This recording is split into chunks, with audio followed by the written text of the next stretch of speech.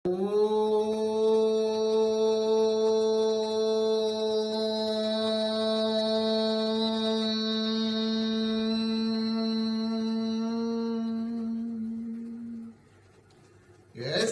भूमिः प्रमान्तरिक्षमुतो घरम् दिवं यश्चक्रे मूर्धानं तस्मै ज्येष्ठाय ब्रह्मणे नमः. ఇప్పుడు వేదాలు వేద మంత్రాల ఆధ్యాత్మిక రహస్యాలనే గ్రంథం మీ దగ్గర ఉంది కదా. ఇప్పుడు ఆ అమ్మాయి తన భావనకి ఏది వస్తే అది చెప్పుకుంటూ వెళ్ళిపోతుంది. ప్రమాణాలు లేవు మీరు అడిగిన ప్రశ్నకు. ఆ అమ్మాయికి ఏ భావన అయితే ఉందో ఆ భావన చెప్పుకుంటూ పోతుందే తప్ప ప్రమాణములతో చెప్పటం లేదు. తను ఎవరికి కనెక్ట్ అయిందో ఏంటో తెలియదు కానీ, లేదా తన సొంత భావంతో చెప్పుకుంటూ పోతుందో లేకపోతే నాకు తెలిసిన భావంతో చెప్పుకుంటూ వెళ్ళిపోతుందో అర్థం కావటం లేదు. నేను మీకు పంపించిన పుస్తకంలోనూ 106లో ఉంటుంది చూడండి సార్. మనుధర్మశాస్త్రం క్లియర్గా చెప్పేసేసింది. అగ్ని వాయురవ్యభ్యస్తుత్రయం బ్రహ్మ సనాతనం దుదోహ యజ్ఞసిద్ధ్యర్థం ఋగ్సామ యజు లక్షణం. ఇక్కడ నలుగురు మహర్షులు బ్రహ్మకి చెప్పినట్టుగా వేదంలో క్లియర్గా మనకి మనుధర్మశాస్త్రం చెప్పేస్తుంది.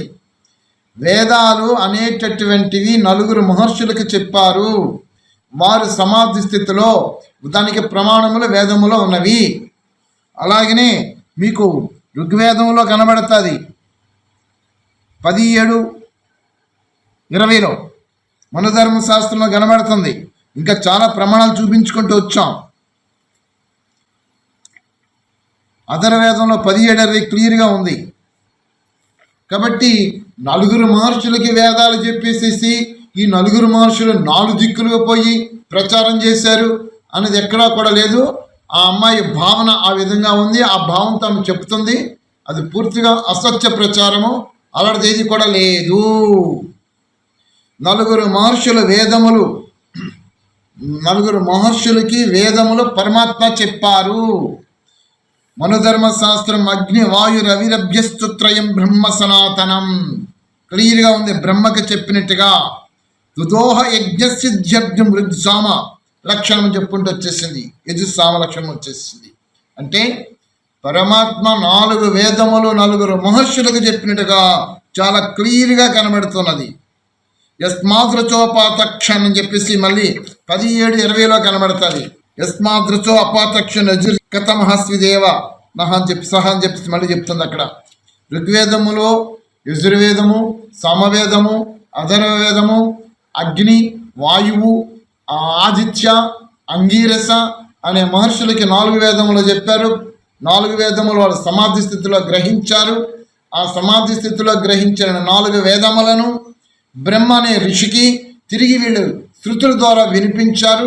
ఈ బ్రహ్మ అనే ఋషి ఈ 4 వేదములను స్వీకరించి ఏకసంతాగ్రహం గ్రహించి ప్రపంచమంతా వ్యాప్తి చేసుకుంటూ వచ్చారే తప్ప 4 మహర్షులకి 4 దిక్కులో ఈ వేదాన్ని తీసుకొని ప్రచారం చేశారు అని ఎక్కడా లేదు. ఆ అమ్మాయి భావనతో ఆ విధంగా చెప్పుకుంటూ పోతుంది తప్ప అది వేద విరుద్ధము. సరే, ఇప్పుడు చెప్పండి సార్.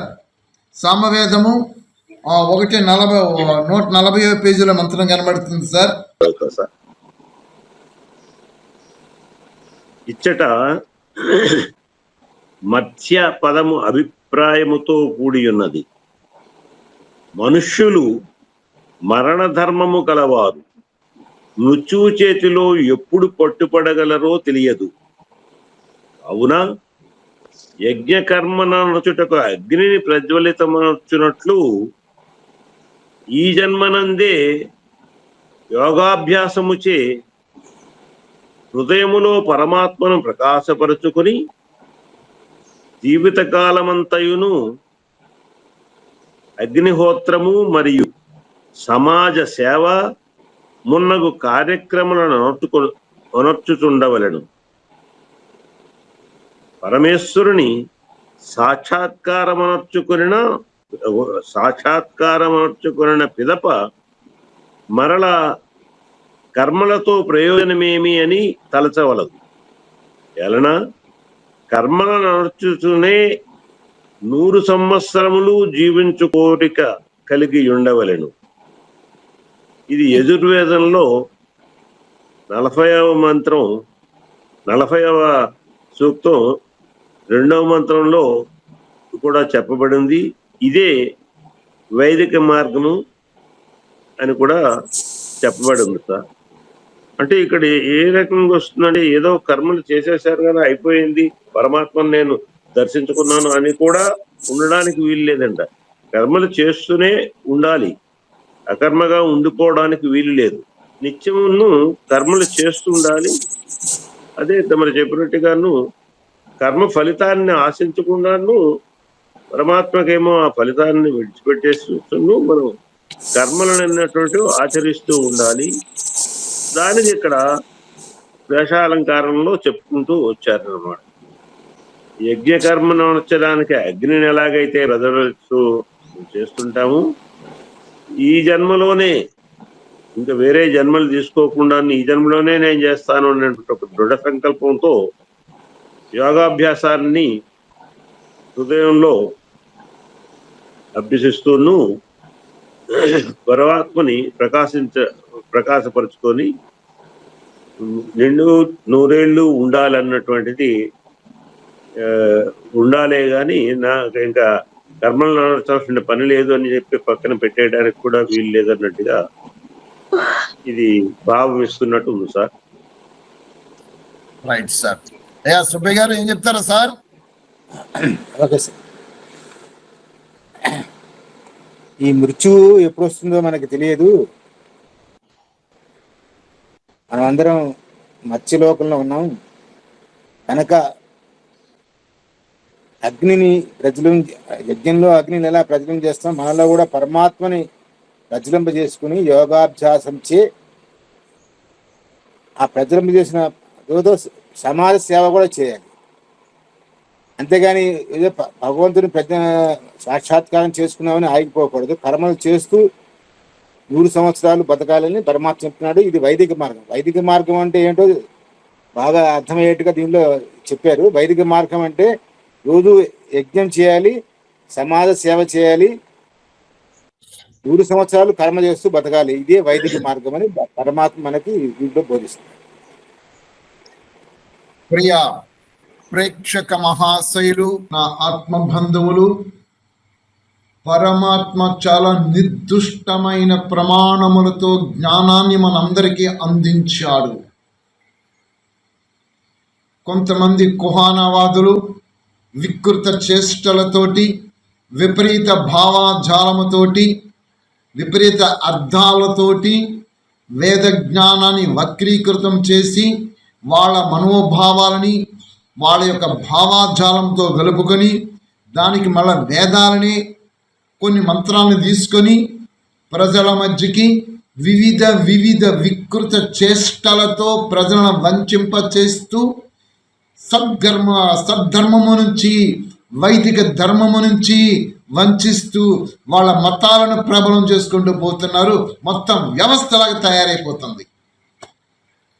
ఇలాంటి సమయములో తిరిగి వేద జ్ఞానాన్ని ప్రచారం వేదికలోనికి తీసుకొచ్చి సర్వులకి కూడా వేద జ్ఞానము అందాలి అనేటటువంటి విధానముతో మేము ఈ కార్యక్రమం చేపట్టాం. ప్రేక్షక మహాశయులు, ఆత్మ బంధువులు, సత్యాన్ని గ్రహించండి. వేద జ్ఞానమే చెప్తున్నాము, వేద సారమే చెప్తున్నాము, వేదాలే చెప్తున్నాము అనేటటువంటి వారి యొక్క భావాజాలాన్ని గలుపుకొని కొన్ని ప్రమాణములు లేనటువంటి విధానములతో వేద జ్ఞానమే చెప్తున్నామని ఈ ప్రచారంతో వచ్చి అమాయకమైన హిందూ ప్రజలను, భారతీయులను వంచిస్తున్నారు. అలాంటి వలలలోనికి పడకండి, అలాంటి మాయాజాలములలోనికి వెళ్ళకండి. సనాతనమైన ధర్మము వైదిక ధర్మము. పరమేశ్వరుడు ఒక్కడే, ఈశ్వరుడు ఒక్కడే, జగదీశ్వరుడు ఒక్కడే, పరమాత్మ ఒక్కడే. ఆ ఈశ్వరుడు, జగదీశ్వరుడు, పరమేశ్వరుడు ఒక్కడే అని చెప్తూ మొన్న అమ్మాయి విశాలి ఏమి చెప్పింది?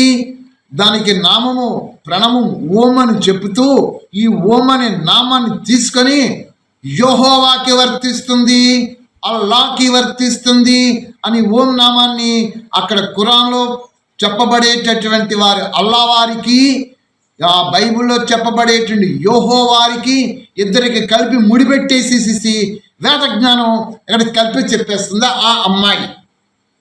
ఇది సర్వత్రా నిషిద్ధము. ఇలాంటి విపరీత జ్ఞానములలోనికి ఎవరు వెళ్ళకండి. వేదము చాలా సత్య ప్రమాణములతో పరమేశ్వరుడు మనకి అపురిషేయములతో ఈ వేద జ్ఞానము కనబడుతున్నది. ఇక్కడ ఈ మంత్రములో సామాజిక సేవ చెబుతుంది, యోగాభ్యాసం గురించి చెప్తుంది, యజ్ఞము గురించి చెప్తుంది, వైదిక ధర్మం గురించి చెప్తుంది. ఇన్ని విధములుగా వేద జ్ఞానములో మనకి వేదములలో పరమాత్మ ప్రబోధించుకుంటూ వచ్చారు. అమ్మాయి, నువ్వు యోగాభ్యాసం చేస్తున్నావా? చేయటం లేదండి. అమ్మ, సంధ్యావందనం చెప్తున్నావా? నేర్చుకోలేదండి. శాంతి మంత్రం చెప్తావా? ఇప్పుడు చెప్పనండి. మొదటి నుంచి కూడా వ్యతిరేక భావనతోటే ఆ విశాలయ్య గారు కనబడుతూ వచ్చారు. దేనికి అట్రాక్ట్ అయ్యి దేనిలోనికి ప్రలోభాలనికి వెళ్ళిపోయి ఆ జ్ఞానము ఈ జ్ఞానము కలిపి చెప్తుందో అయోమయ స్థితిలో గందరగోళంలో ఇప్పుడు పడేస్తున్నారు అందరూ కూడా. అందులోనికి అమ్మాయి కూడా చేరిపోయినట్టుంది. అక్కడ సిరాజ్ రహమాన్ కూడా అదే విధంగా చెప్పాడు. వేదాలలో అల్లా ఉన్నాడని, వేదాలలో మహమ్మద్ ఉన్నాడని, దానికి కొన్ని మంత్రాలు కూడా తీసి లేనివి వక్రీకరించి వక్ర భాష్యంతో చెప్పుకుంటూ వస్తే అవన్నీ ఖండన చేసుకుంటూ అవన్నీ యథార్థ సత్యాలు చూపించుకుంటూ వచ్చాను. దగ్గర దగ్గర 3 సంవత్సరాలు అయిపోయింది. ఇప్పుడు ఈ అమ్మాయి ఈ విధంగా అవడానికి కారణం వాళ్ళ తాలూకా విధానాలకి ఈ అమ్మాయి లోబడిందో ఏంటో అర్థం కాకుండా పోయింది. మనం వేద మంత్రాలు ఆధ్యాత్మిక రహస్యం అనేటువంటి గ్రంథాన్ని తయారు చేస్తున్నప్పుడు, అమ్మ కొంచెం పొరపాట్లు, నువ్వు కొంచెం తెలివైందల్లా కనబడుతున్నావు, ఇందులో అక్షరదోషం అంటే చూడమని పంపిస్తే ఆ అమ్మాయి ఆ గ్రంథం చదివి, ఏమండి మీరు ముస్లిమ్స్ సోదరులు నాకు పరిచయం ఉన్నారు, వాళ్ళతో మీరు ఇలాగ వాళ్ళ అడిగి కూడా మీరు చేస్తే బాగుండు కదా, ఈ విధంగా మీరు పెట్టడం పద్ధతి కాదేమో, వాళ్ళని కూడా మీరు ఒకసారి సంప్రదిస్తే బాగుంటుందండి, వాళ్ళ ఫోన్ నెంబర్ మీకు ఇస్తాను, మీరు మాట్లాడండి అని ఆ అమ్మాయి నాకు చెప్పడం ప్రారంభించింది. యథార్థ సత్యం చెప్పేటప్పుడు వాళ్ళని వీళ్ళని అడగడం ఏంటంటే పక్కకు తోసేసి సత్య గ్రంథాన్ని ప్రచారం చేసుకుంటూ వచ్చేస్తాం. కాబట్టి అసత్య ప్రచారాలను ఎవరు కూడా నమ్మకండి. సత్య ప్రచారాన్ని వేదమే మనకి ప్రామాణికము. వేదములకే ప్రమాణము. వేదముల అపురుషేయములు. ఈశ్వరుడు వేదముల కర్త. వక్రీకరణతోటి వక్ర భాష్యములతోటి వేదాలకి విపరీతార్థాలతోటి చెప్పేటటువంటి కుట్రలు పన్నుతున్నారు. ఇలాంటి కుట్రల జోలికి వెళ్ళకండి. యథార్థ సత్య జ్ఞానము వేదము. ఆ వేద జ్ఞానములు మనకి చాలా వివరించి కనబడుతున్నది.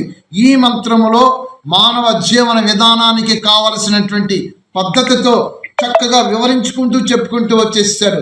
యోగాభ్యాసం చెయ్యండి, నిత్యము అగ్నిహోత్రము చెయ్యండి, అలాగనే వైదిక ధర్మం పాటించండి, ఇదే వైదిక ధర్మము అని చెబుతూ సామాజిక సేవ చేయండి అని కూడా 4 విధములుగా ఈ మంత్రములో పరమాత్మ సర్వ మానవులకు బోధించారు.